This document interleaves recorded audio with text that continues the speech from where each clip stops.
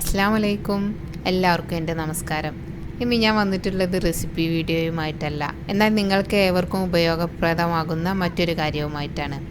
നമ്മൾ വിദേശത്തേക്ക് പോകുമ്പം അല്ലെങ്കിൽ നമ്മുടെ പ്രിയപ്പെട്ടവർക്കായിട്ട് നമ്മൾ ഇറച്ചിയോ മീനൊക്കെ ഫ്രൈ ചെയ്ത് കൊടുത്തേക്കുമ്പോൾ അത് എങ്ങനെ നന്നായിട്ട് പാക്ക് ചെയ്യാമെന്നും ഇനിയിപ്പം പുറം രാജ്യത്ത് എത്തിക്കഴിഞ്ഞിട്ട് എങ്ങനെ നന്നായിട്ട് അത് സ്റ്റോർ ചെയ്യാമെന്നുമാണ് ഈ വീഡിയോയിലൂടെ കാണിക്കുന്നത്. ഞങ്ങളുടെ ഫാമിലി ഫ്രണ്ടായ പ്രതിഭേട്ടൻ നാട്ടിൽ നിന്ന് വന്നപ്പം നാത്തൂന് കുറച്ച് ഇറച്ചിയും മീനൊക്കെ കൊടുത്തയച്ചിട്ടുണ്ട്. അപ്പോൾ ആ ഒരു വീഡിയോ ആണ് നിങ്ങളുമായിട്ട് ഷെയർ ചെയ്യുന്നത്. അപ്പോൾ എല്ലാവർക്കും എൻ്റെ ഒരു പുതിയ വീഡിയോയിലേക്ക് സ്വാഗതം.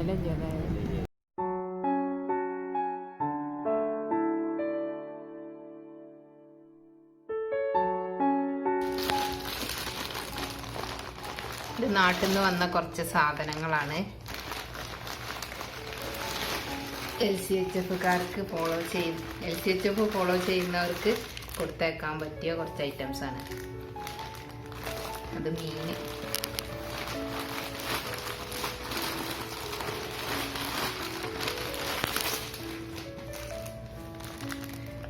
ഇത് കുറച്ച് ചെമ്മീനാണ്, ഇത് കുറച്ച് കോരയാണ്.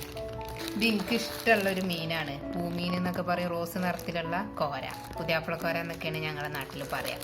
അത് നന്നായിട്ട് ഫ്രൈ ചെയ്ത് പാക്ക് ചെയ്ത് കൊടുത്തയച്ചിരിക്കുകയാണ്.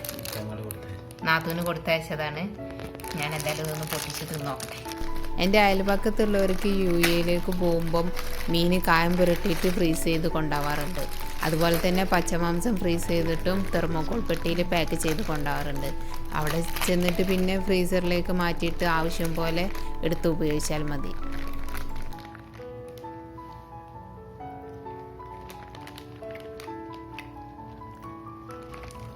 അടിപൊളിയായിട്ടുണ്ട്. ഇത് ഫ്രീസ് ചെയ്ത് മീൻ പൊരിച്ചെടുത്തത് ഫ്രീസ് ചെയ്തിട്ടാണ് വിട്ടിട്ടുള്ളത്. ഇപ്പോഴും ചെറിയ തണുപ്പ് ഇതിൽ ബാക്കിയിട്ടുണ്ട്. ഇനി ഇത് പുറം രാജ്യങ്ങളിൽ കിട്ടാൻ തീരെ ചാൻസ് ഇല്ലാത്ത മാന്തള് എന്ന് പറയും ഞങ്ങളുടെ നാട്ടിലൊക്കെ. അതാണ് ഒന്ന് എടുത്തിട്ടെ.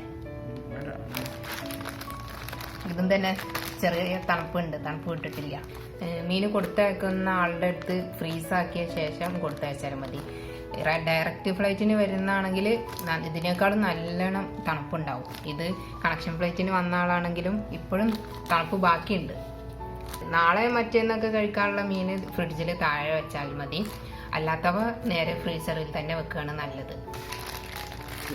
ഇത് ബീഫാണ്.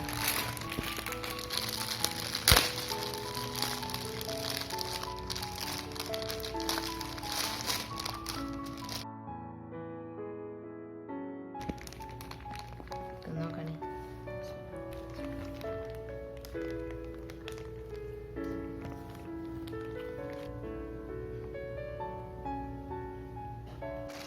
ഇതിപ്പോൾ നമ്മൾ ഇങ്ങനെ ഫ്രീസറിൽ വെച്ച് കഴിഞ്ഞാൽ നമ്മൾ എടുക്കുമ്പോഴും ഒറ്റ കട്ടായിട്ടാവും.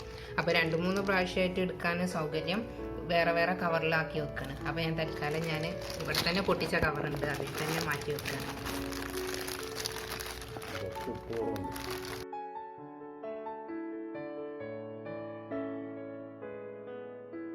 നമ്മുടെ ആവശ്യത്തിനനുസരിച്ചുള്ളത് ഓരോരോ കവറിലാക്കിയിട്ട് വെക്കാം. അതാണ് സൗകര്യം.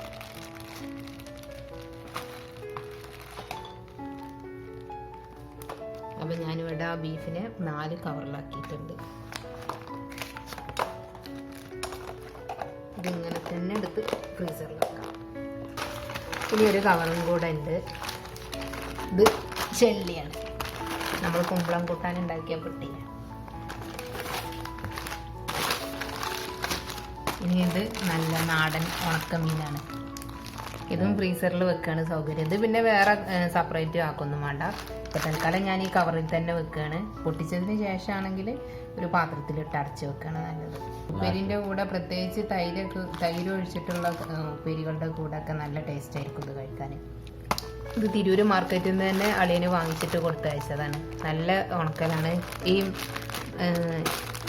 ഈ മുള്ളനെയൊക്കെ കണ്ടാൽ തന്നെ നല്ല വെളുത്ത നിറമുണ്ട്. അതാണ് ഇതിൻ്റെ ഫ്രഷ് നമുക്ക് മനസ്സിലാക്കാൻ കഴിയുന്നത്. ഈ വെളുത്ത നിറത്തിലാണ് അത് മനസ്സിലാവുക.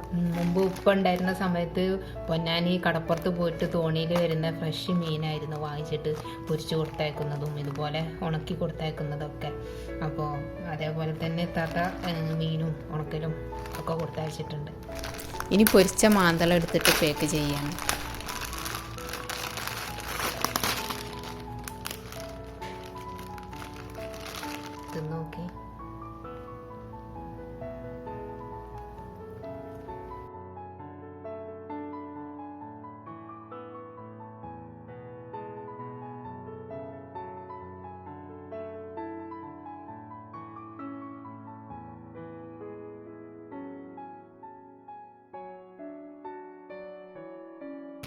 ഇതിപ്പോൾ ഞാൻ 10 മാന്തൾ വീതം ഓരോരോ കവറിലാക്കിയിട്ട് ഇപ്പോൾ ഓരോ ദിവസത്തിന് ഇതെടുത്തിട്ട് പുറത്ത് വെച്ചാൽ മതി. എല്ലാ മീനും കൂടെ എടുത്തിട്ട് പുറത്ത് വെക്കണ്ട. ഫ്രീസറിൽ നിന്ന് ഇനി നമ്മൾ എടുത്തിട്ട് പുറത്ത് വെക്കുക. അപ്പോൾ ആ തണുപ്പ് അങ്ങ് പോയി കഴിഞ്ഞാൽ ഇപ്പോഴത്തെ ഫ്രഷിൽ കിട്ടും. പിന്നെ അത് ചൂടാക്കാൻ നിൽക്കരുത് കേട്ടോ. പിന്നെ ചൂടാക്കി കഴിഞ്ഞാൽ ടേസ്റ്റ് മാറും. നിങ്ങൾ മാന്തൾ കൊടുത്തയക്കുന്നവരും ഇതുപോലെ അടുക്കി വെക്കണം. അപ്പോഴേ കിട്ടുമ്പം പൊടിയാതെ അത് അവർക്ക് കിട്ടുള്ളൂ. ഈ ബോക്സിലാക്കിയതാണ് ഫ്രീസറിൽ വെക്കുന്നത്.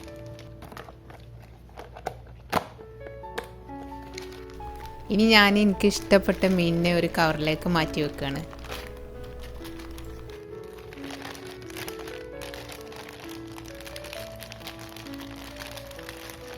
ഫ്രീസർക്കൊക്കെ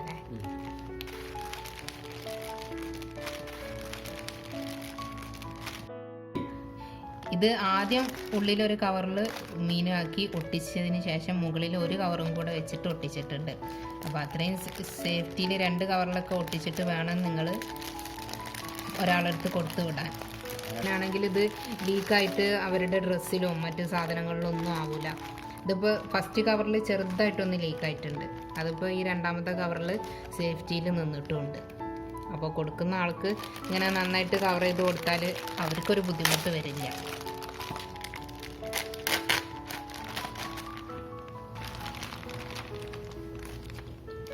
എങ്ങനെയുണ്ട് ഞണ്ട?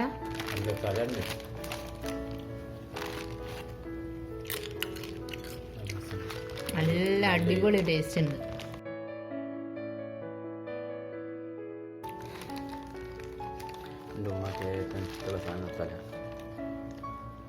ഇപ്പാക്ക് ഏറ്റവും ഇഷ്ടമുള്ള മീനാണ് ചെമ്മീൻ.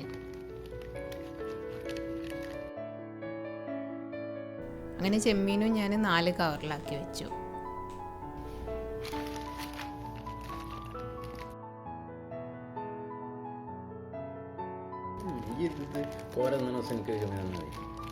ഓക്കെ, ഇനി നാളെ എടുക്കാനുള്ള മീൻ ഫ്രിഡ്ജിൽ താഴെ വെച്ചാൽ മതി. അത് ഞാൻ ഈ പാത്രത്തിലേക്ക് മാറ്റുകയാണ്.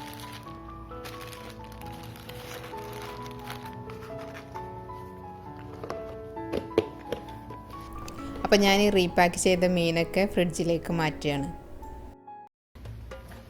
ഇത് ബീഫ്,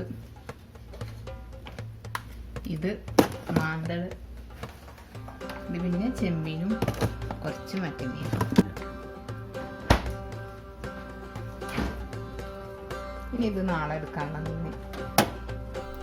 ഇപ്പോൾ വിദേശത്തേക്ക് ഇറച്ചിയും മീനൊക്കെ ഫ്രൈ ചെയ്ത് കൊടുത്തയക്കുമ്പം എന്തൊക്കെ എക്സ്ട്രാ കെയറാണ് ചെയ്യേണ്ടത് എന്നും പിന്നെ അത് ഇനിയിപ്പോൾ കയ്യിൽ കിട്ടിയിട്ട് അത് എങ്ങനെ നന്നായിട്ട് സ്റ്റോർ ചെയ്യുക എന്നും നിങ്ങൾക്ക് ഈ വീഡിയോയിൽ നിന്ന് മനസ്സിലായിട്ടുണ്ടാവും എന്ന് കരുതുന്നു.